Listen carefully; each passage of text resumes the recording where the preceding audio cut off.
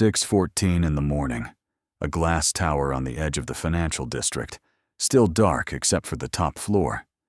Carol Jensen is on the phone in her kitchen 400 miles away, still in her bathrobe, calling a support line that has rung 11 times without an answer. 6 weeks ago, her retirement account with Kestrion Capital showed $412,000. This morning, the app shows an error message. Just an error message. No number. No name. Nothing. At the same moment, on the top floor of that glass tower, 6 federal agents are standing in the lobby with a folder thick enough to need 2 hands. The receptionist hasn't even had her coffee yet. By 9 a.m., the words, Kestrion Capital, will be trending. By noon, 41,000 investors will be refreshing an app that no longer loads. By nightfall, a man named Anselm Hargrove, a man who once stood on a stage and told a room of 1,000 people that he had built a machine that could not lose, will be sitting in a room with no windows, being asked to explain where $4.1 billion went. He will not have an answer, because there isn't one. There never was. But to understand how we got here, we need to go back to the beginning. There was no garage. There was no eureka moment. There was no early version of Kestrion Capital that worked honestly before something went wrong. Anselm Hargrove was 34 years old, 3 years out of a mid-tier hedge fund, where his biggest achievement was a spreadsheet nobody used. He had one talent, and it wasn't trading. It was talking about trading in a way that made people feel stupid for doubting him. In a rented office above a dry cleaner, he built a website. On it, a single chart, a smooth upward line, climbing at a steady 26% a year, untouched by the 2 recessions it claimed to have survived. He called it the 9th curve, a name that meant nothing, engineered to sound like it meant everything. He had no algorithm. He had no fund. He had a chart, a story, and $11,000 of his own money, which he wired back to himself disguised as a client return on day 1, to screenshot for the first pitch deck. That screenshot would raise his first $200,000 within a month. He never had to explain how the 9th curve worked, because nobody who gave him money ever asked the right question. They asked how much they'd make. Not one of them asked to see the trades.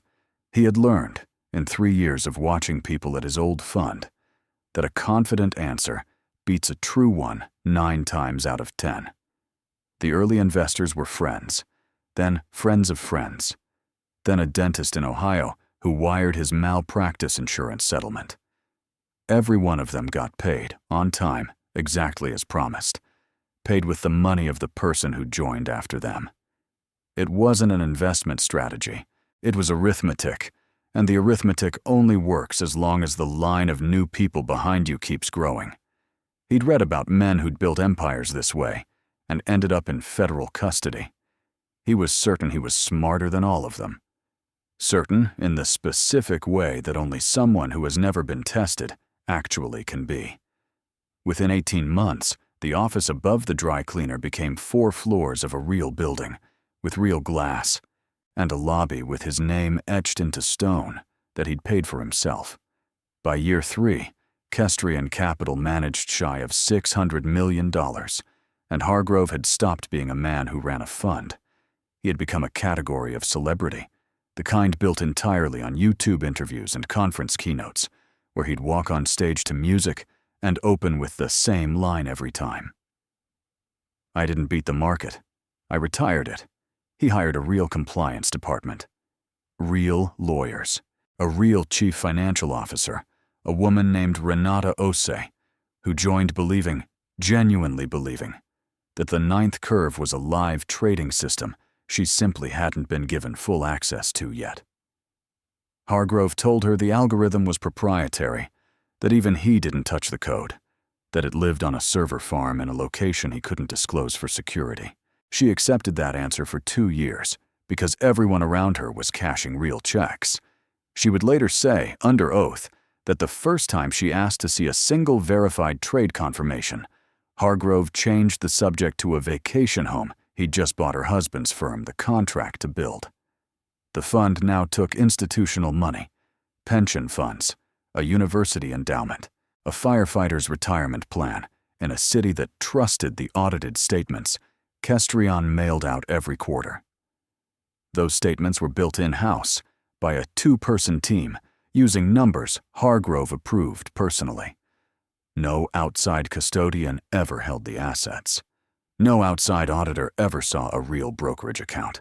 Every number on every page was invented, and every number was designed to look exactly boring enough that nobody would ask a second question.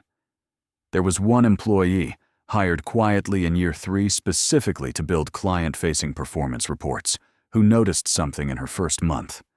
The reported daily gains never had the texture of a real market. No red days, no noise, just a smooth, confident line. She raised it once, in a meeting. She would not raise it again for 2 more years. What made her go quiet, and what finally made her stop staying quiet, is where this act ends.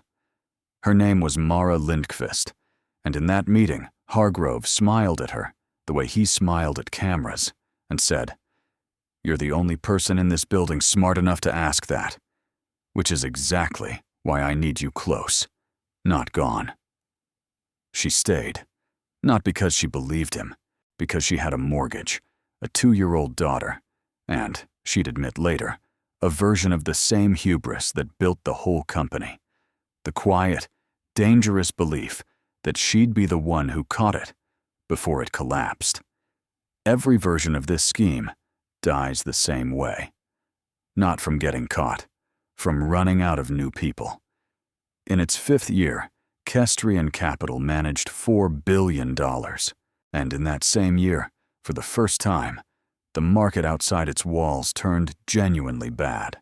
A real downturn, the kind Hargrove's fictional algorithm had always claimed to sail through untouched. Real funds lost money. Kestrion's statements, as always, showed a gain. That contradiction is what a financial journalist named Dana Voss noticed first. Not a leak, not a whistleblower, just a spreadsheet. She'd been quietly comparing Kestrion's quarterly reports against every other fund of comparable size for 11 months. And in a market where everyone lost, one fund hadn't had a single losing week in 5 years. She published a single, careful article asking one question. How? The article didn't accuse anyone of anything. Didn't need to. Within 72 hours, redemption requests, investors asking for their money back, spiked to 11 times the normal rate. Kestrion had never had the money to pay them all. It never had most of it at all. Hargrove did what every version of this scheme does at this stage. He stalled. He told the largest investors, personally, on calls he recorded himself smiling through, that redemptions were processing, and that the delay was a custodian issue, not a Kestrion issue. He authorized a payment of $40 million to the 3 loudest, most litigious investors, using money from 4 smaller ones to buy 3 more weeks of silence. Mara Lindqvist filed her report with federal regulators 9 days after Dana Voss's article ran. She kept the emails. She kept the version of the client statement template with Hargrove's handwritten note in the margin. Make Q3 look steadier. Nobody checks Q3. Renata Osei, the CFO who had spent 2 years believing, resigned the same week and hired her own lawyer, not Kestrion's. By the time federal agents stood in that lobby at 6:14 in the morning, the fund held $411 million in real, verifiable assets. It owed its investors $4.1 billion. Count 1, securities fraud. Count 2, wire fraud. Count 3, conspiracy to obstruct a federal investigation. Count 4, 41 counts of investment advisor fraud, 1 for every state where a victim wired money into a fund that never made a single real trade. The federal prosecutor, a woman named Elena Marsh, built her case on one document.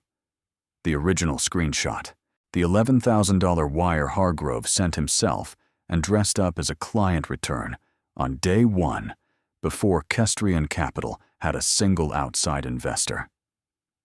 This wasn't a good business that made a bad decision, she told the jury. The defendant did not lose his way. He never had a way to lose.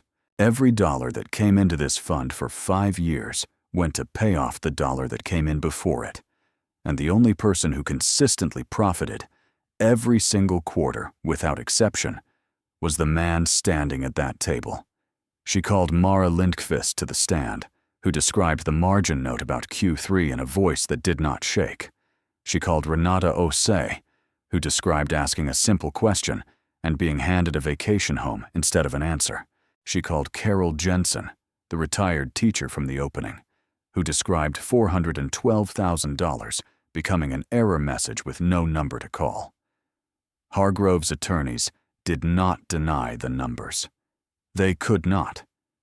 Instead, they argued something closer to the truth than the prosecution wanted to admit, that no single investor lost money to a lie they were forced to believe. Every prospectus carried a risk disclosure. Every investor was, technically, a sophisticated adult who chose a return that no honest market has ever sustainably produced and chose not to ask why. My client is guilty of arrogance, his lead attorney said, of believing his own myth long after he should have known better. But this jury cannot criminalize the human desire to believe a good story. Every person in this courtroom who has ever trusted a number on a screen without checking it is guilty of the same thing Anselm Hargrove is guilty of. He is simply the one who got caught telling it. It is, uncomfortably, not a nothing argument. 26% a year, forever, in every market is not a return.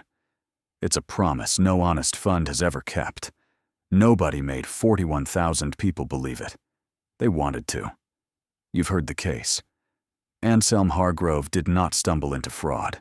He built it, brick by brick, from a single fake wire transfer to himself. And he kept building it for 5 years, hiring real people to give a fake machine the architecture of something true. Every dollar he took knowingly, from people who were never shown a single real trade, because there was never a single real trade to show them. Some of you are already typing his defense right now, that people should have checked. That greed on both sides doesn't cancel out into innocence on one. Good. Type it. That's the tension this case was built on. Here's where I land. The defense is right about one thing.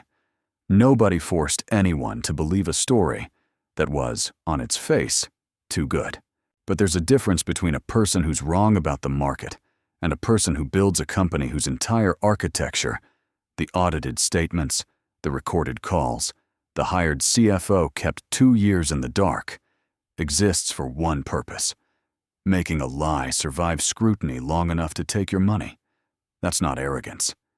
Arrogance doesn't require a fake wire transfer on day one to manufacture proof. That requires knowing, from the very first dollar, that there was nothing behind the curtain, and building the curtain anyway. Kestrion Capital is fictional. The pattern is not. Case closed.